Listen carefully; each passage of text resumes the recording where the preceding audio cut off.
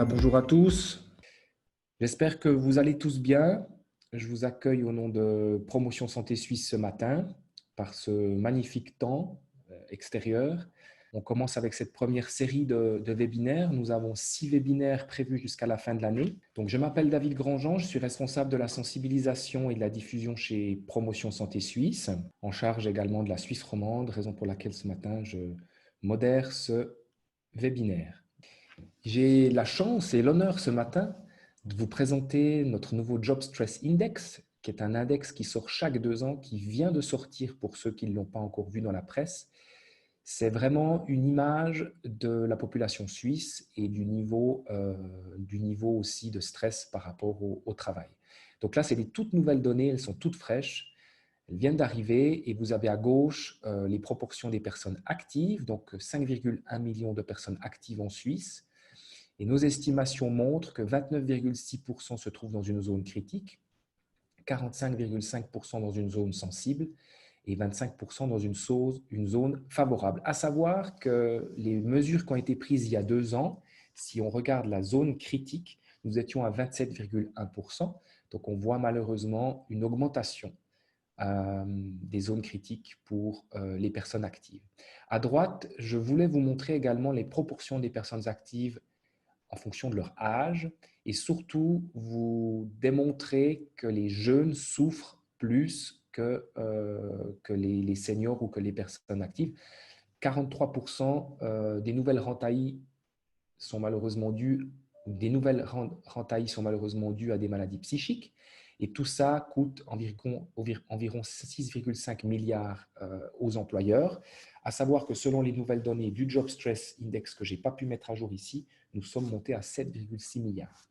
Donc, ça coûte extrêmement cher à la collectivité et aux entreprises. Raison pour laquelle il faut faire quelque chose et il faut mettre en place des gestions de santé en entreprise. Pourquoi on est d'avis que vous devriez faire le pas pour ceux qui ne l'ont pas encore fait? C'est qu'après avoir mis une gestion de la santé en entreprise systématique, on constate 2,6 jours de moins d'absence par année par collaborateur et ça représente environ 8 000 francs de perte de productivité en moins par année par collaborateur. Et surtout, les gens, après avoir fait des sondages, se disent 25% moins stressés après les interventions. Je vais passer la main à Annie Wellen, qui est donc une conseillère accréditée Promotion Santé Suisse. Merci beaucoup, David. Bonjour à toutes et tous. Voilà, j'aurai le plaisir de vous accompagner dans 3 webinaires dans le courant de septembre et d'octobre. Lors de cette étude, il a pu être démontré que le gain de productivité pouvait se monter jusqu'à 13%.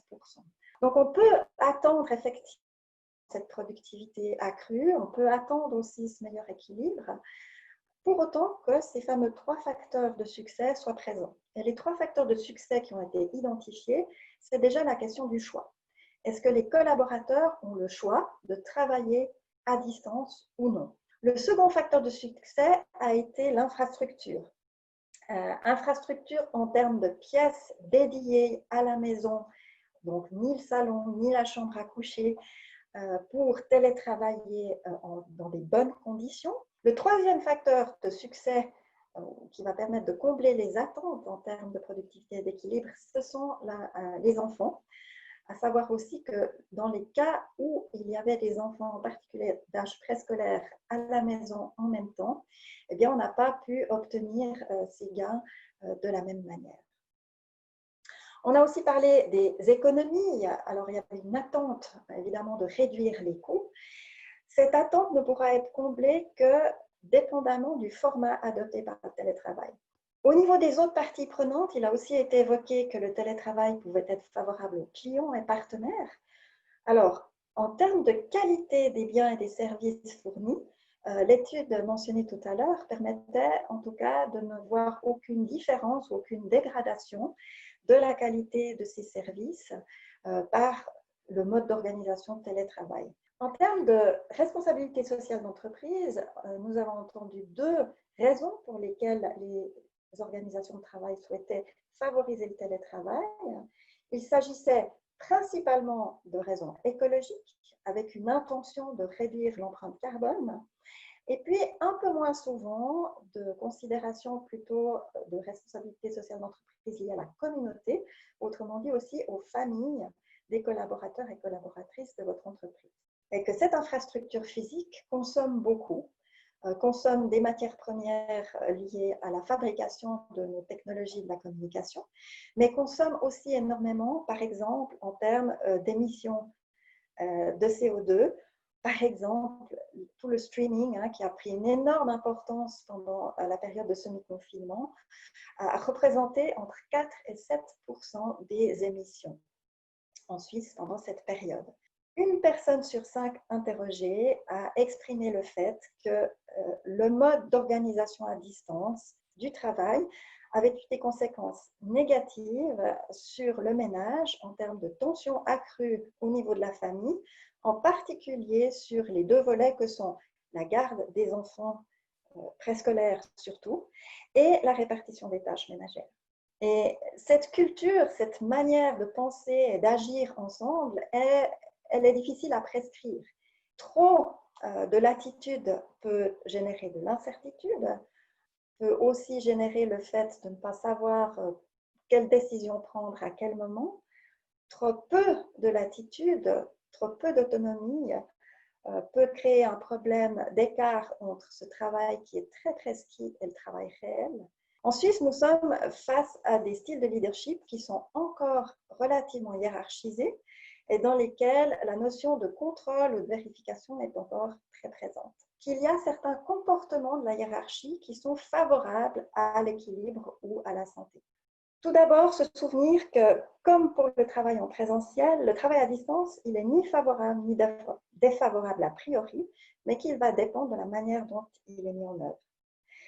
Le deuxième point, c'est que les intentions, les motivations ou les attentes que vous avez en tant qu'entreprise vis-à-vis de ce mode d'organisation du travail devraient être identifiées, vérifiées, par exemple par aussi le biais d'une analyse risque-bénéfice. Le troisième point, c'est que les cultures de travail et de conduite devraient être suffisamment explicites et formalisées pour permettre un cadre soutenant et qui garantisse en même temps l'identité et l'ADN de votre organisation, mais suffisamment souple pour conserver l'autonomie et la flexibilité nécessaires à l'équilibre des collaboratrices et des collaborateurs. La direction nous a demandé de pouvoir investiguer et savoir si c'était un enjeu qu'on pouvait mettre en place pour avoir des effets du coup long terme positifs. Donc bien évidemment les motivations, ça rejoint tout à fait ce qu'Annie a pu nous présenter. Il y avait d'abord une volonté d'amélioration de qualité de temps de travail, de qualité de vie au travail, de santé au travail et d'efficacité. Par cette qualité gagnée, on va dire, et aussi une envie vraiment de contribuer à diminuer notre impact et nos actions sur l'environnement. Donc, ce qui était très intéressant, c'était que 100% étaient en accord avec la mise en place d'un cadre de télétravail. Et puis, on a demandé un peu quels avaient été les effets positifs remarqués des personnes dans la mise en place de ce télétravail forcé. Et il en ressort exactement les mêmes tendances qui ont été vues tout à l'heure. Donc l'efficacité, la productivité, la concentration. On s'est rendu compte que peut-être que la culture de travail était assez favorable. Maintenant, au niveau du siège, on a pu constater qu'il fallait vraiment qu'on travaille autour de la co-responsabilité et de la confiance. Moi, personnellement, quand ça excède 2 à 3 jours, ça devient compliqué. Je trouve qu'il faut absolument avoir le contact avec les collègues et il faut trouver un mix et c'est très personnel ce mix. Et je pense que, comme disait Annie, c'est beaucoup dépendant de la culture d'entreprise. Et je ne crois pas qu'il y ait une règle, mais voilà, 2 jours plus 3 jours en présentiel, on arrive à quelque chose de pas mal, je pense. Encore un grand merci à tout le monde pour votre participation active. Merci à Annie, merci à Bertil. Passez un bel après-midi et à la prochaine.